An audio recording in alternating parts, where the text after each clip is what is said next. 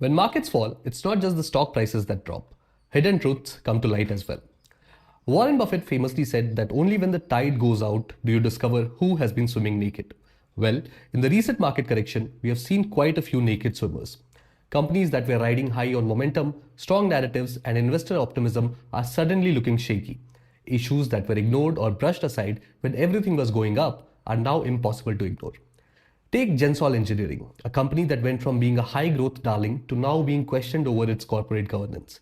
Or Indus Bank, where concerns over leadership stability and financial discrepancies are creeping back into the conversation. And these are just the ones that have surfaced so far. If there's one thing we know about financial markets, it is that there is never just one cockroach. Before we dive into these cases, take a second to hit the like button and subscribe. It really helps the channel and keeps you updated on market insights like this. In finance, there's a popular saying, there's never just one cockroach in the kitchen. Meaning, if you find one governance issue, one fraud, or one accounting irregularity, chances are that there are more lurking beneath the surface. Let's look at the case of Gensol Engineering. Both ICRA and CARE Ratings recently downgraded Gensol's credit ratings due to delays in debt servicing and concerns about corporate governance practices. ICRA reported that certain documents shared by Gensol regarding its debt servicing track record were falsified, raising serious concerns about the company's transparency. And following these revelations, Gensol's stock plummeted nearly 40% in just 5 days. This is a classic case of a stock that soared on hype only for the underlying reality to bring it crashing back down. Now let's look at Indus Bank. The Reserve Bank of India approved only a 1-year extension for CEO Sumant Katpalia instead of the typical 3-year term. This unusual decision has raised concerns about leadership ability. An internal review also uncovered discrepancies in the bank's derivative portfolio, potentially impacting net worth by approximately 1.5% as of December 2024. Shares of Indus Bank fell nearly 6%, hitting their lowest level since July 2022. This is another case where a correction forced a reality check. The market suddenly starts questioning things that were overlooked before. And that's the problem. When everything is going up, nobody questions the numbers. But when the market corrects, the scrutiny comes back, investors panic, auditors look closer, and regulators suddenly start doing their jobs. And that is why corrections don't just bring down stock prices, they bring down entire illusions. Now, while all this is happening in the stock market, there's something big happening on the government side as well. The Indian government has approached Parliament for an additional 51,000 crore in spending for the current fiscal year. Let's break down where this money is going. 14,000 crore is allocated to the Department of Fertilizers to subsidize urea and phosphate fertilizers. 13,000 crore is for pension payments, including 8,000 crores for defense pensions.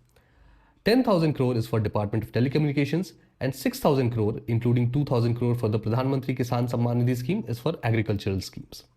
Now, where is the money coming from? The government plans to match most of this spending through savings and enhanced receipts across various ministries. Out of the gross additional spending of around 6.7 trillion rupees, 6.2 trillion is expected to be offset, leading to a net cash outgo of 51,000 crores. So the key takeaway, the government is spending and not cutting. India has historically not been a fan of austerity. In many Western countries like the UK and parts of Europe, governments aggressively cut spending when deficits rise. But India tends to spend its way out of trouble. The big question is this sustainable? India's fiscal deficit is already high. More spending could lead to higher bond yields and more debt. Excessive spending can fuel inflation, especially in election years. So right now, India is in a pre-election year. Spending is politically favorable. But markets don't care about elections, they care about numbers. So, what this means for investors? We have a market correction exposing weak companies, a government requesting additional spending, and a tricky economic balance between stimulus and fiscal discipline. So as an investor, here's what you should focus on. Number 1, be skeptical of hot stocks and momentum narratives. If a stock's rise was fueled purely by optimism, it is the first to collapse when things turn. Second, look at the balance sheets, not just the price charts. The issues at Gensol and Indus remind us that strong narratives don't always equal strong fundamentals. Third, watch fiscal policy. If the government is spending more than it earns, it will either borrow more or increase taxes. And finally, corrections create opportunities. Some companies deserve their price drop. Others are just caught in the panic. The key is to separate real value from hype. Now, market corrections aren't just about falling stock prices. They are about reality checks. They expose weak companies, fragile financials, and unsustainable narratives. Just like cockroaches, when one fraud or mismanagement case appears, there are usually more to follow. At the same time, the government's additional spending on fertilizers, pensions, and telecom subsidies shows that India is not looking at austerity yet. But as deficits rise and global liquidity tightens, we may see tougher choices in the future.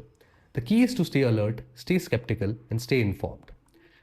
If you found this analysis useful, make sure to like, share, and subscribe. And tell me in the comments, do you think these recent issues at Gensol and Indus are isolated, or will we see more companies come under the scrutiny?